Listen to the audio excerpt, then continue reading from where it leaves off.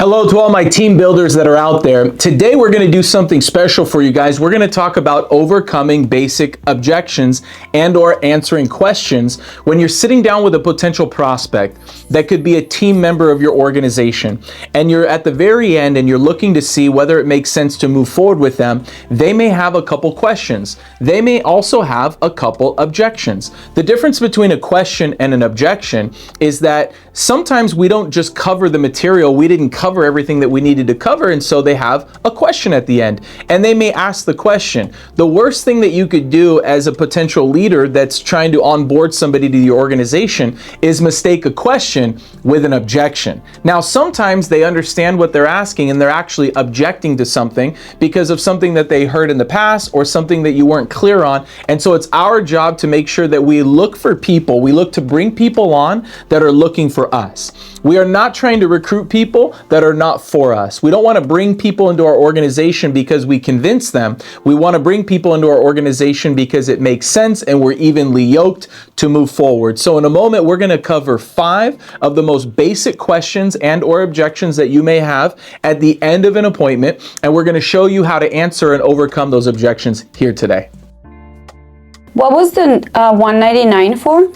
Oh, the $199 is a technology fee for our organization, as well as you'll have some licensing costs as well to get licensed with the state of Texas. Okay, and when do I have to pay the $199 by? The $199 you'll do if we decide to move forward today. We'll get your code number today so that we could schedule your orientation time, and you could do that today. Oh, okay, I see. I cannot do the $199 today though. Okay, when can you do the $199? I would say I get paid every 2 weeks. I would have to go back home and really look at my expenses and see if I have any discretionary money for this. Well, you know what, Natalie, I know that you explained some of your goals and dreams to me here today, and I know they sounded really important to you. Is this something are those goals and dreams really important to you? Yeah, they are. Okay, well, I also want you to know that when you get into business, that there's going to be some things that are going to be convenient and some that are going to be a little bit more inconvenient. There's nothing wrong with getting started in a week or 2 weeks, but one of the concerns that I may have is that if you're only going to be moving forward with the different steps to getting trained into developing your business and building your business, if you only do those on convenient times, then it's going to be really difficult. How soon can you get the $199 as opposed to waiting to 2 weeks when you get paid? Okay, what's today? Today is Thursday. I say the soonest, I would say Saturday. Okay, why don't we do this? Why don't we shoot for Saturday? And you're going to notice in our coaching style, we're always going to be trying to do it as fast as we can, and we're going to try to get you your goals and dreams as quickly as possible. And so the fact that we don't have to wait 2 weeks would be great, and we could just knock it out this Saturday before training. We'll have you come in before 10 a.m. Sounds good. Awesome. So what happened there was that Natalie asked, why do I have to pay the $199? And you have to address the fact that this isn't employment, but this is building your own business. This is self-employment. And when you're in business for yourself, you're going to incur the cost for yourself because you're not employed by an organization. So that's why do I have to pay for the $199? Then you get into the when do I have to pay the $199? For us as agents and for leaders, it really doesn't matter when Natalie gets started. However, if you let the new recruit continuously dictate to you as the leader when things are going to happen, they're typically going to move at the pace of an employee, which is every 2 weeks, every 3 weeks, every 4 weeks. And sometimes you won't move them fast enough along to have the success that they're needing. Remember, they're sitting with you and joining your team and your business for a reason, because they need something to change in their life. Their way isn't working. We're not going to be disrespectful and say that, but as a good coach, our job is always to take them by the hand and try to move them through the process a little bit faster than they would probably be comfortable with, not to disrespect or not to create confusion, but to help coach them to have success even faster. I don't have time right now to be committed to this. You know, time is a really big question that comes up a lot in business. And I remember back when we started sitting down, you said that you wanted to do some more things for your children and you wanted to go buy that house and maybe travel a little bit more. Are those things still true for you? Yes, they are.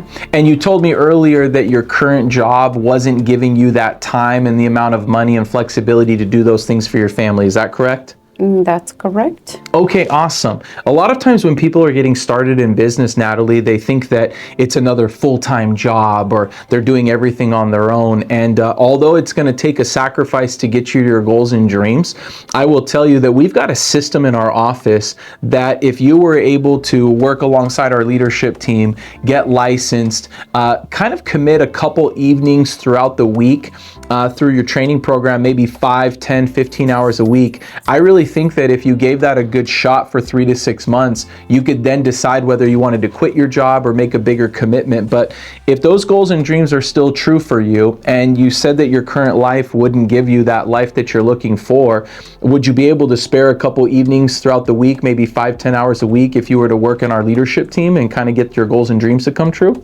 I can try to make something work, yeah. Well, why don't we do this? Best case, worst case scenario, and then we'll decide to move forward. Best case is this ends up being a fit for you and doing all the things that you're looking for, and we were able to help you transition from a spare time to a part-time to maybe even as a full-time entrepreneur. Worst case scenario is you give this a shot for a few weeks, maybe a few months, and you realize that you learn a lot about leadership and a lot about business, but you realize that this isn't a fit for you. If you're willing to get started and give it a try, we could give you the best coaching that we could possibly do, and based off your level of commitment, see if it makes sense. Would you like to give it a shot? I would like to give it a shot. Okay, perfect. Let's go ahead and do your new associate agreement and get you started and then see where this journey takes us. Sounds good. Excellent. I don't have time or I'm busy is one of the most common questions/objections that you'll possibly get. Sometimes it comes because the person's a little bit nervous or a little bit scared to move forward. And you have to give them that spare space to have that fear, to have that apprehension or a little bit of anxiety. It's okay. For a lot of people, business ownership is the first time they're really getting started with it. So be gracious and be kind to that person as they go through it. Another individual may be not wanting to move forward because maybe you didn't build a level of trust. Sometimes in our rapport building, and you should go to the video on rapport building, make sure that you earn the level of trust and that the person feels comfortable with you. Sometimes when somebody says, I don't have time, they're really saying, you haven't given me enough value for me to make a decision to move forward here today. And also, we feel if people have a misconception about how much time goes into this business, sometimes we miss the boat. Meaning, if they think that on top of their full-time job that they're going to have to go do another 30, 40, 50 hours a week, then really they may be honest and say, I don't have the time for this.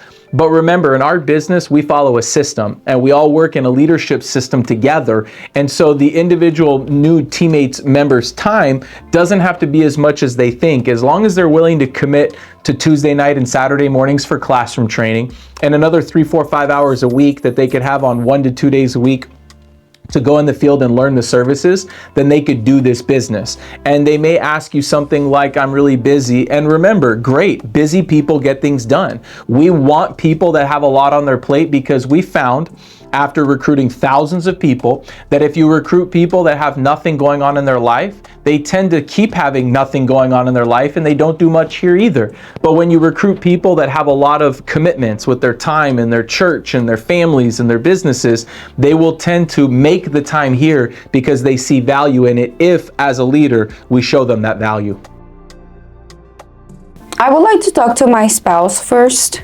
I think that's a great idea, Natalie. One of the things that's really important to us in team building is making sure that we have the support and the buy-in of the loved ones. And the most important person is your spouse. And one thing I would suggest is we could either go back and we could sit down with you and your spouse at a third-party location like a Starbucks. We could go over to the home, or better yet, why don't you bring your husband to our next open house that we're having, our business opportunity meeting, so that you guys can make a decision together and that we get to meet him and he gets to meet us. When is your next opportunity? Well, today's Thursday, and so we could either do this Saturday when you were planning on looking to get started at about 10 a.m. this Saturday at our office, if that works for you guys. That works. Okay, awesome. Why don't we do this? It's actually really important, and I really respect the fact that you wanted his opinion too. We really like it when the couples make a decision together. So go ahead and bring him here on Saturday at 10 a.m. He'll get a chance to meet some of our associates. You'll get a chance to meet some of our leadership team as well. And then right when we're done with our presentation, we'll sit down and we'll get you started, assuming it's good for you and your husband. Sounds good. Thank you very much. Awesome.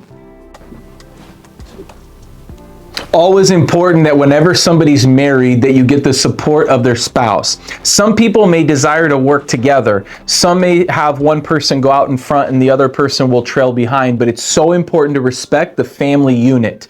If you're dealing with a younger individual, 18, 19, 20, 21, you may be talking to their mom or their dad in the place of a spouse. But when you talk to somebody that's married, it's so important that you don't move forward with that new associate agreement and get them started in the moment. It's so important that they reference their spouse. Ideally, you want to already have that recruiting interview, that RI appointment already with her husband in the room. But if the husband shows up without the wife or the wife shows up without the husband, it's so important, especially when they reference, I want to speak to my husband. That is not an objection.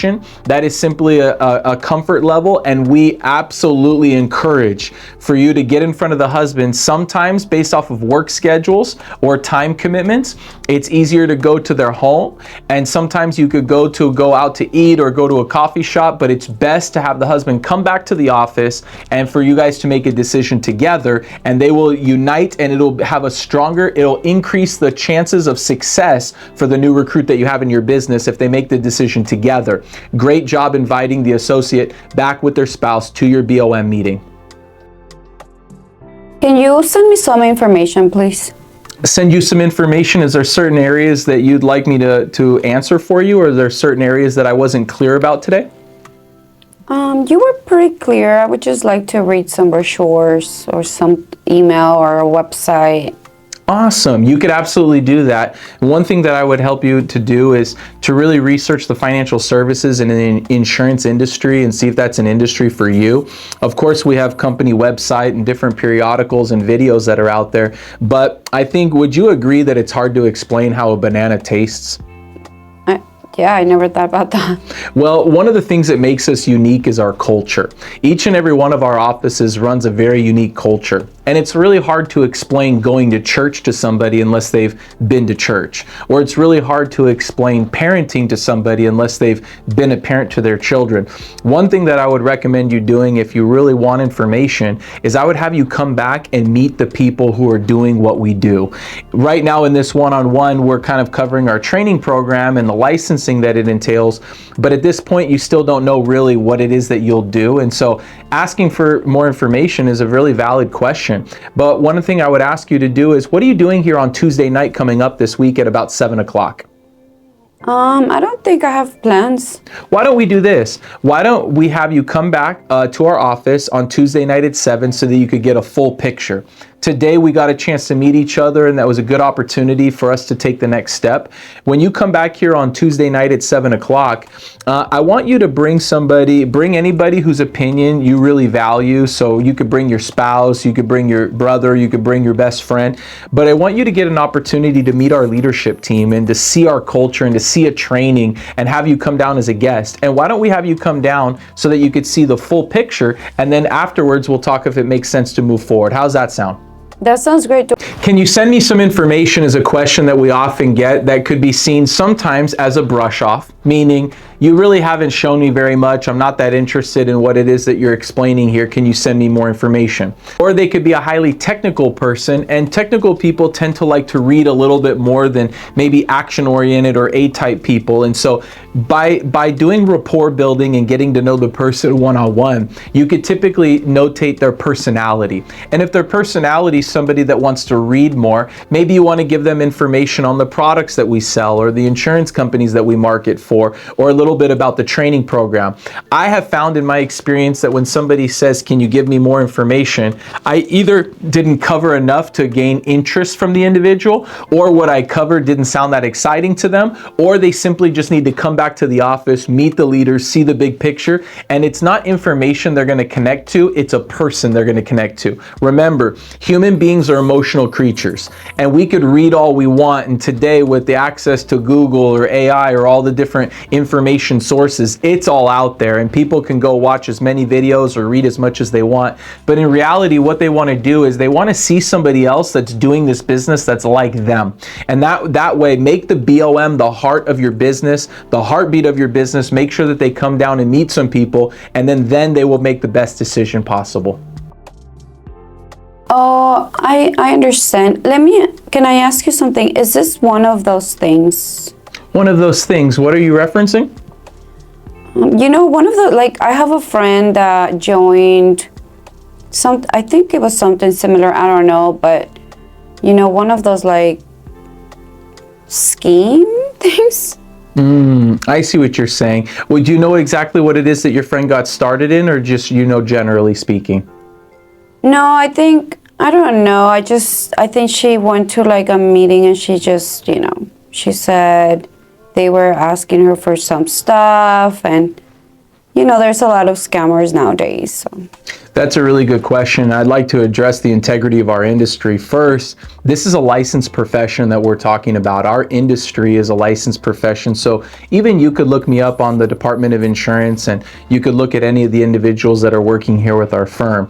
But if you're talking about the structure of the organization, where you have brokers and agents and there's a recruiting model, I wanted to touch on that here for a second. Have you ever run a business before, Natalie? Have you ever run your own business? No, I've only just had jobs. Okay, so if you were to get into a business and pick an industry that you like, you'd probably have to find salespeople, or you'd have to find service people, or different departments like HR or corporate. Does that make sense? You'd have to recruit and build a staff and build an own agency for yourself? Yeah. That's a lot like what we have here. So what we are is we're insurance distribution. So we sell insurance products. And when people get started with us, they could choose to be on an agent side or a broker side. Are you familiar with real estate? Very, yeah, I have like 10 friends. Okay, so just like in the real estate model, you could choose to be a broker and you could recruit and build a team, or you could choose to be the agent and you could focus on customers and selling homes. If you were to get into real estate, would you rather be the agent or would you rather be the broker? I would say the broker. Well, yeah, the broker's going to have more responsibility and obviously more money because they're overriding a team of agents. Building a business isn't for everybody. Some people prefer just to service the customers, of which if you were to work with us, you can do that here as well. We definitely help people build their own businesses and build their own offices and build distribution. And so we are going to be in the business of recruiting, training, and developing new leaders, just like we're doing with you right now when we're sitting down. So if you're referencing the integrity of the industry, we're not getting compensated on you enrolling. You getting started with us doesn't compensate anybody here in our locations. We only get compensated on the sell of financial services. So until we help a customer, we don't get compensated. But like in anything right now, like for example, what do you do for work currently? Oh, it's funny that you say that. I work at a contractor company for construction. Okay, so you work at the company, and so most likely the work that you're currently doing is being overridden by somebody that may be above you or somebody that you report to. Does that make sense? Yeah, we hire people that have like their own companies, and we're the contractors, well, my boss. And then I do interviews for people that want to do the service. Awesome. So just like you do the interviews for your boss, I'm also doing the interviews too for my company. And so we're doing the same thing. And so just like you're trying to expand and get more and more jobs in contracting, we too are trying to expand and get more and more people that are trained to be able to distribute insurance. Does that make sense? Yeah, that makes sense now. Okay, awesome. So yes, we're a licensed profession, and if there's any background issues, you may or may not be able to get started with the company. Do you have any current background issues that would prohibit you from getting licensed in our state? No, I don't. When you mean license, you mean like a driver's license? Or? No, it's actually getting an insurance license to be able to do distribution in our industry. So just like in real estate or taxes, we are a licensed profession. So we have to get licensed to sell the services that we offer. Oh, yeah, you said that at the beginning. Okay. Yeah, great. And then we'll have you come back on Tuesday at 7 o'clock as well, and we'll get you started here today. And I'll have my licensing coordinator contact you and be able to do all your licensing with you. And I'm glad you were able to ask that question. Do you have any other questions for us today before we move forward with you? No, I think I'm ready to get started. Okay, awesome. I'm looking forward to helping you get your goals and dreams come true. Welcome to the team. Thank you. It's very important, any question that you get, always think about answering your question with a question.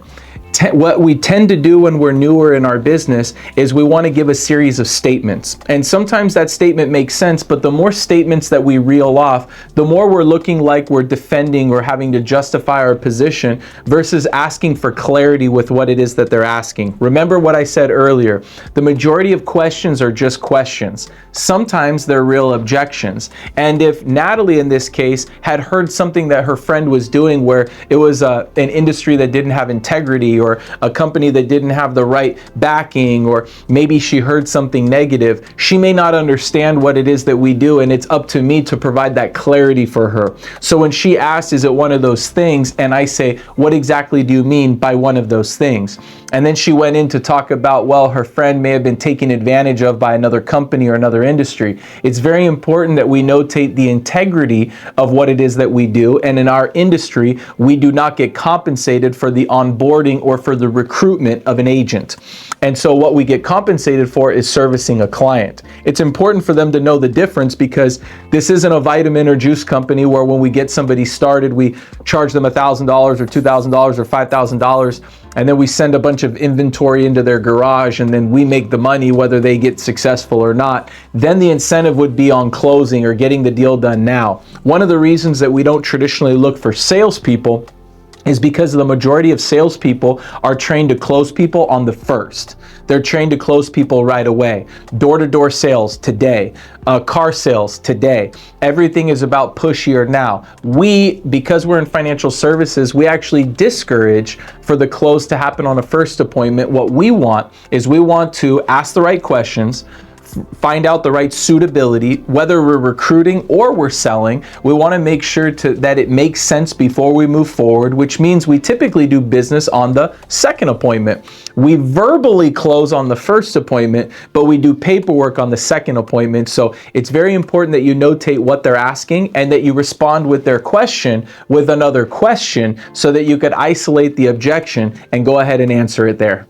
It's important as you see us doing this role play and you're hearing these questions and objections and these answers, just know this, all of us started terribly. I listened to a video just like this back when it was a CD. For you youngsters that don't even know what a CD is, I remember listening to my mentors do the words over and over and over again, because just like a 5-year-old can learn the words of a song, or anybody can learn anything that they listen to regularly, you can learn the words of your business. In the very beginning, you're going to feel like you're very awkward because this is not language that you typically use.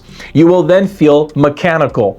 Once you learn it, you're not awkward, but now you're mechanical. After you're mechanical, you will soon sound natural. And the key here is not to be perfect, but to be yourself. Speak the way that you speak and start learning the cadence and start learning how to answer some of the basic questions that we have. All of the business of whether you're recruiting or selling, you're typically going to have 7, 10, 12 questions that come up the most. There'll be some random ones that come up, but typically you're going to hear the same 7 to 10 questions, and the answer is the same 7 to 10 different ways.